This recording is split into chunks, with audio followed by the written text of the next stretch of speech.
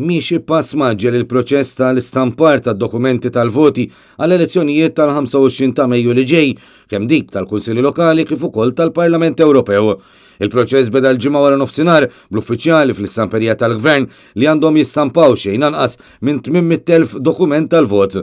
Fost il-bidliet li wieħed isib fuq dawn id-dokumenti hemm il-fatt li ritratti tal-votanti fuq dokument tal-vot se jkun stampat bil-kulur fuq karta sintetika li tinkludi wkoll diversi fatturi ta' sigurtà.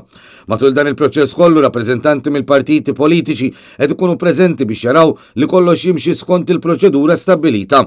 Fl-aħħar jiem il-Kummissjoni Elettorali avżat lil dawk li jixtiequ jivvutaw ġimgħa qabel il-jum stabbilit għal votazzjoni minħabba każijiet ta' safar jew sptar li jistgħu jmorru fl-uffiċċju tal-Kummissjoni Elettorali fin-Naxxar jew fi Pjazza San Franġisk Rabatawdex minn nhar it-tnejn. Dan waqt li l-Kummissjoni Elettorali se tibda tirċievi n-nomini ta' kandidati online għall-elezzjonijiet tal-Parlament Ewropew u tal-Kunsilli Lokali mit-3 ta' 16 ta' April fid-9 ta' filgħodu sa 22 ta' April fis-7 ta' filgħaxija.